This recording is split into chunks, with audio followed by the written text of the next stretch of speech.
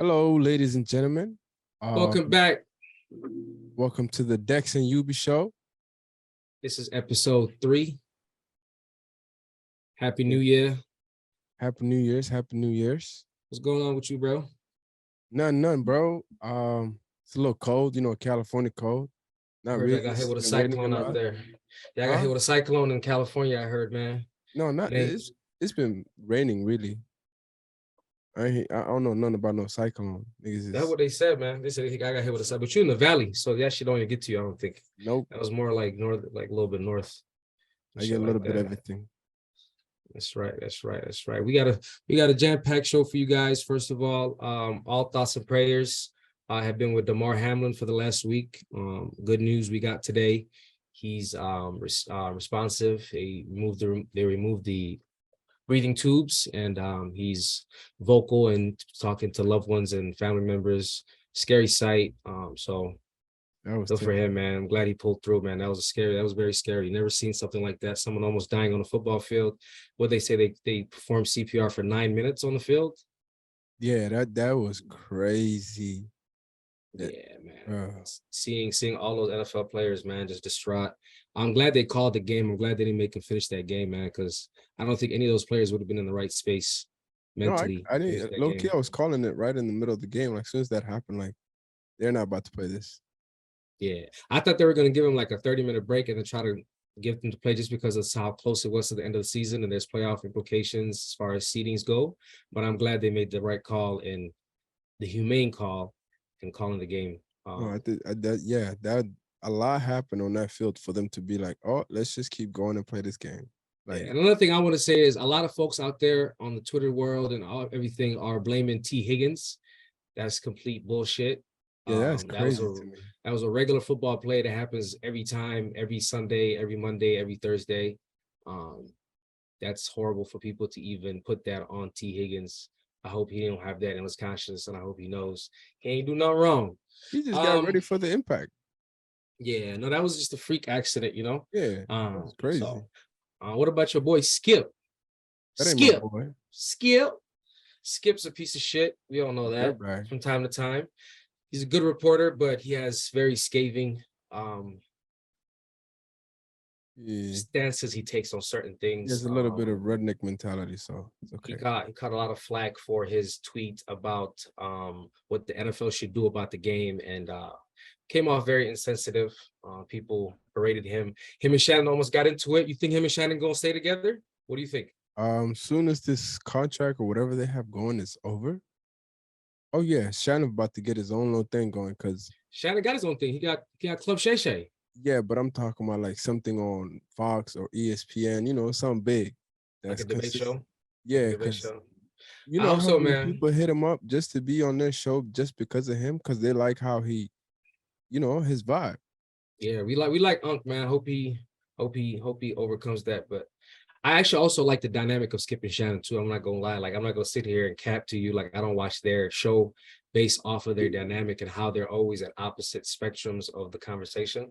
So I would like to see them continue to stay together, but I want Skip to be regulated a little bit more. Like, they need to check him like, yo, you can't be just, you know what I mean? Especially about LeBron. He know that's the GOAT. Or almost the GOAT. Well, that's a discussion for another time. NFL season award favorites. We get into the end of the season. Give me your MVP favorite and give me your MVP prediction right now. Yo, low key. I feel like it's between Jalen Hurts and Patrick Mahomes. Absolutely. Talk about stating the obvious, Elias. Pat Mahomes, I feel like should take it just because Jalen Hurts has missed a few games. But then you can also make the argument that his team sucked in those few games, so he's the most valuable player. More of a reason why the team is doing what they're doing. People can see it now. I got an idea. How about they do it like they did back in, I believe, 2006, when Peyton Manning and RIP, the Tennessee Titans quarterback, how am I blanking? I'm forgetting his name. You know what I'm talking about. Yeah, McNair. Steve McNair. I blanked out. Yes, RIP Steve McNair. They should just give him co MVP awards, bro. That's what I think should happen this year. Because I really feel like both of them deserve it. Like for Pat Mahomes to do what he's doing without Tyreek Hill is just but he still has crazy Travis to me. Kelce. But people are doubling and tripling Travis Kelce. What's happening to AJ Brown? No, they can't double AJ Brown. They haven't been doubling AJ Brown because Devontae Smith is on the outside. They can't double him. Are you serious? Devontae Smith is an animal. Goddard is an animal. That's a packed offense, bro. Like, if you ask me, I personally think Jalen Hurts has a better all-around team. He's got a better offensive line. He has better weapons. The only thing Mahomes has is the better tight end. And Goddard is a top 5 tight end. From last year and look at the team from this year. You see the difference? What, Philly? The difference is he took his second step. He took that extra step. Yeah, but also that's the help of AJ Brown. AJ Brown took some pressure off of him. Now, absolutely, but also you got to admit Devontae Smith had a second year. I'm not hating on Devontae Smith. Devontae Smith had a second-year outburst. Yes, Goddard broke out this year in a major way once they got rid of Zach Ertz. Of course, AJ's an animal. You traded a first-round pick for him. He better be an animal. Been gone since last year. He was gone last year. But once his name has been killing us since the end of last year. Goddard has been absolutely, when he was on the field, a top 5 tight end in this league this year. You can't sit there and tell me that Mahomes has equal amount of weapons on offense as Jalen Hurts. Don't even get me started on the offensive line, bro. Jalen Hurts got Pro Bowlers all across the offensive line, from Mailata to all the way to the other side of Lane Johnson. What are you talking about? Listen, name me one Pro Bowler on the offensive line for Kansas City besides their center, who's a rookie this year, and they hit gold on. Listen, all I'm saying is, what's his name, AJ Brown is doing for the Eagles, that's what Travis Kelce is doing for the Patrick. But I understand what you're saying. I understand what you're saying, but what I'm saying is look at it from I get whole point. Because let me ask you this: who has Patrick Mahomes' a better all-around have offense not been consistent? None of his receivers have been consistent. Forget the receivers. Who has a all-around, from the offensive line to the receivers to the running game, all that? Who has a better all-around nucleus around them? The Eagles. Jalen Hurts, thank you. The Eagles have a better. So for Pat Mahomes to do what he's doing right now, as far as stats-wise, as far as wins goes, you got to put that into consideration, bro. And I feel like people are just so numb to the fact that this man put up 50 touchdowns his second year in the league, and he's been killing it ever since, that they're like, oh, okay, it's Mahomes. Nah, give the man his just due. He is ripping the league. No, I'm not hating on him at all. Every year. I'm not saying you're hating. I'm just saying I wouldn't be mad if he got the MVP or if they shared it. A lot of people are saying it's outright Jalen Hurts. I don't think so. No, it's not outright. Patrick Mahomes has the fact that none of his receivers have been consistent, and he's still being consistent. Yeah, he has. Who's he throwing to? Who besides Travis Kelce? That man's throwing to anybody. Second-class receivers. I don't want to name no names, but you know what I'm talking about. Moving on to the playoff picture, though. It's week 18 this week. We're about 1 week away from the NFL playoffs. Cincinnati and Baltimore, big game. Cincinnati and Baltimore, big game. So far, the playoff pictures in the AFC are the Chiefs are the 1 seed, the Bills are the 2 seed, the Bengals are the 3 seed, the Chargers are the 5th seed. Ew. That's weird. The Ravens are the 6th seed. And technically, Jaguars, they got them listed as a 4th seed in the hunt. So I don't know if the NFL.com is messing up, but that's what they have them listed. On the NFC side, we obviously have the Eagles as the 1 seed. The 49ers as the other seed. Vikings is the other seed, the 3rd seed. Bucks at the 4th seed. And we have Cowboys as the 5th seed.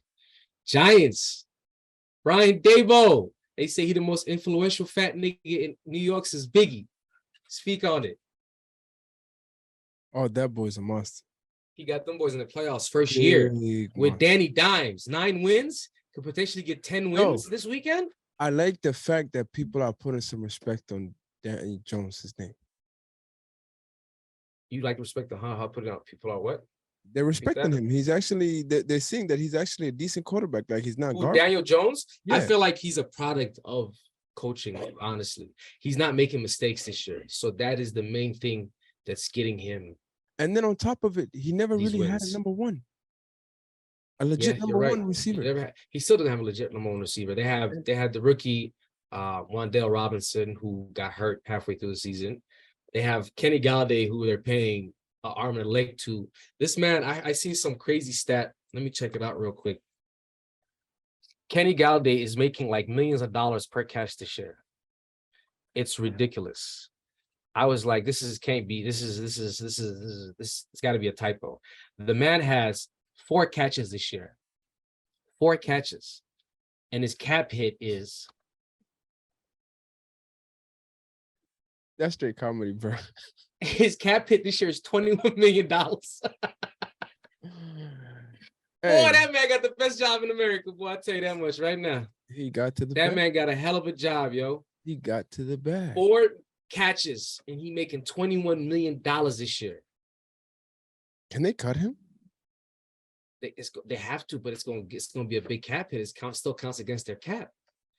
Dang. So I don't think he'll be back next year, but that's crazy. That's crazy. But before we move on, though, let's talk about fantasy week 17 implications. We know what happened with Damar Hamilin. I feel like we can talk about this now because he's out of the coma and he's doing much better. I didn't feel comfortable talking about this before on the previous shows or anything, but let's talk week 17, man. Week 17, there's a lot of fantasy championships on the line. And there are 2 teams that were playing that had, I did the math earlier, 6 players on the Cincinnati Bengals side that are on at least 80% of fantasy rosters, and another 7 players on the Bills roster that are on at least 80% of NFL fantasy rosters. I'm in a league right now where 2 of my friends feel as if one won and the other feels like he had a chance to win. The one guy was down by 10 points. His defense was the Bills. The other guy had nobody playing. The Bills scored 9 points. So he was down by less than half a point at that point to the other player who had nobody playing. And ESPN awarded the win to the person who didn't have anybody playing on Monday and told the other person, you got second place. What do you think about that situation? How do you think that should have been handled from a fantasy perspective? Me personally, there's another week of football left where all the teams are playing. I don't see why there shouldn't be a rematch. Well, so in fantasy, you can't have rematches after week 17. Like it'll say on your fantasy app, it'll say fantasy season. Okay. But that's so what you're probably referring to is counting the points that each person's team scores and then going that way. I say, hey man, share the pot. You know what I mean? I say share the love. That's what I say. You know what I'm saying? If it's a money league, if it's just a fun league, then get over it. But if it's a money league, obviously money on the line, I say share it. I agree to that too. But then it comes down to who won, bragging rights. And you know how folks be. Yeah, that's a whole nother issue. That's where the big problem is coming from. People don't know who to give the W to.